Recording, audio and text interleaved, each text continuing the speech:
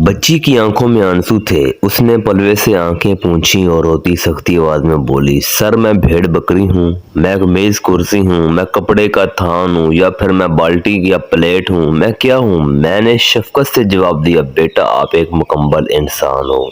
उसकी उम्र 21-22 साल होगी। वो कॉलेज में पढ़ती थी। बेशुमार दूसरी माओं की तरह उसकी माँ भी उसकी शादी करना चाहती थी। पिछले दिनों में उसके लिए एक रिश्ता आया। लड़का अमेरिका में इंजीनियर था। लड़के के वालिदैन दाती पस मंजर से तल्लुक रखते थे, लिहाजा वो बहू और गौय में खास फर्क नहीं समझते थे। बच्ची जब इन लोगों के सामने आई तो लड़के की माँ ने उसका उसी तरह जायजा लिया जिस तरह अमूमन देहात में जानवरों का मुशाहिदा किया जाता है।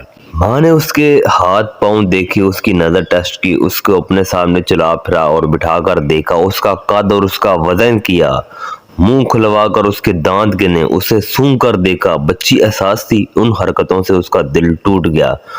वो शायद ये सब कुछ बर्दाश्त कर भी लेती, लेकिन आखिर में लड़की की माँ ने एक और अजीब हरकत की। वो लड़की को बाहर लेकर गई और उसे धूप में खड़ा कर उसका रंग देखना शुरू कर दिया। ये इंतहा थी। बच्ची रोती हुई अंदर गई। उसने दरवाजे को अंदर से चिटकी लगाई और पूरा दिन अंदर बंद रही। उसके वालिदैन मेरे जानने वाले थे। उन्होंने दूसरे दिन बच्ची को मेरे पास भेज दिया और मैं अब मेरे सामने बैठी थी। मैंने कहा, बेटा आप एक मुकम्मल इंसान हो। उसने सख्त से पूछा, फिर उन्होंने मेरे साथ ऐसा क्यों किया? मैं हंस पड़ा, बेटा इसलिए कि वो लोग अधूरे थे। उन लोगों ने जिंदगी को कभी जानवरों से ऊपर उठकर नहीं देखा। हम लोग दूसरे लोगों को, दूसरी चीजों को अपने म्यार, अपने नुक्ता नजर से परखते हैं। एक गाय दुनिया की हर चीज गाय की नजर से देखेगी और एक चिड़िया पूरी कायनात को चिड़िया की आंख से परखेगी। वो लोग क्योंकि इंसानों के बेस में जानवर थे, उन्होंने जानवरों की तरह तुम्हारा जायजा लिया।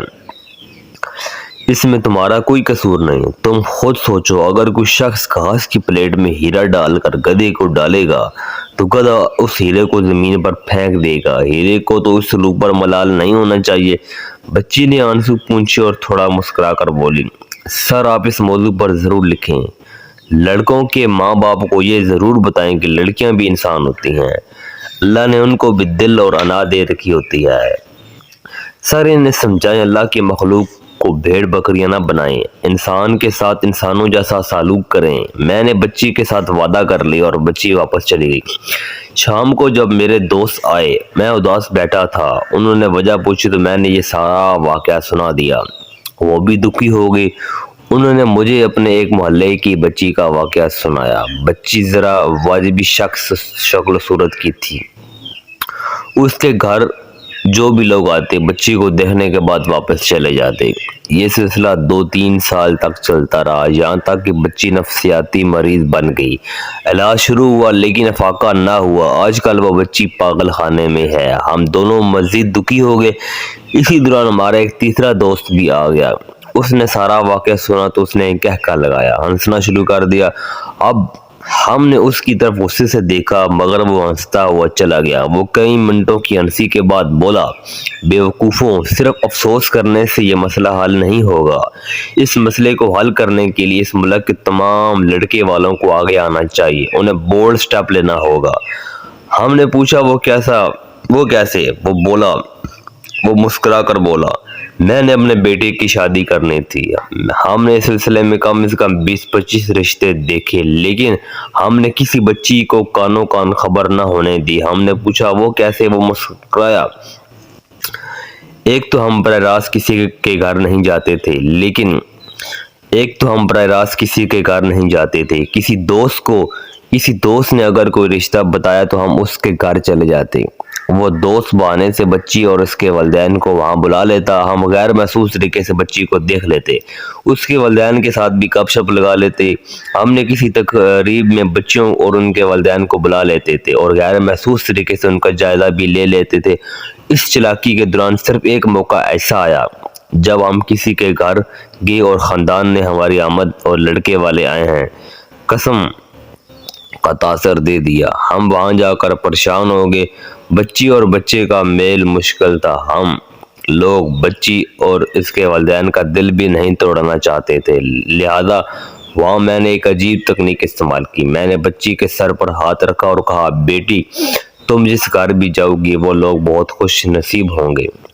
तुम मुझे बहुत अच्छी लगी हो, तुम बिल्कुल मेरी बेटियों की तरह हो, लिहाजा मैं तुम्हें धोखे में नहीं रखना चाहता। मेरा बेटा तुम्हारे काबिल नहीं है।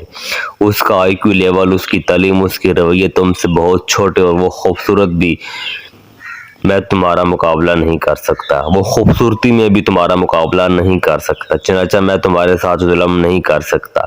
मेरे इन अल्फाज ने बच्ची और इसके ख़ानदान की ढारस बढ़ाई। वो आज तक हमारा एहतराम करते हैं। हमें अपने तमाम दोस्तों की ये अदा बहुत अच्छी लगी। हमें अपने दोस्त की ये अदा बहुत अच्छी लगी। वो ज़रा देर रुका और फिर मुस्कुराकर बोला, हम दूसरों को पसंद करने के लिए शाइस्तगी का मुजाहरा करते हैं, लेकिन हमें लोगों को मुस्तरद करने के लिए उससे 4000 गुना ज़्यादा शाइस्तगी की ज़रूरत होती है। हाँ तो दुनिया में सब भी कह सकते हैं, लेकिन ना कहना एक आर्ट है, एक हुनर है। ये आर्ट, ये हुनर हमारे मुल्क के हर शख्स को उस वक्त सीख लेना चाहिए जिस वक्त नर्स उसकी गोद में उसका बेटा ला कर डाले। वो ज़रा सा रुका और फिर मुस्कुरा कर बोला, हमें उस मुल्क के तमाम लड़के वालों को ये आर्ट, ये हुनर सिखाना होगा।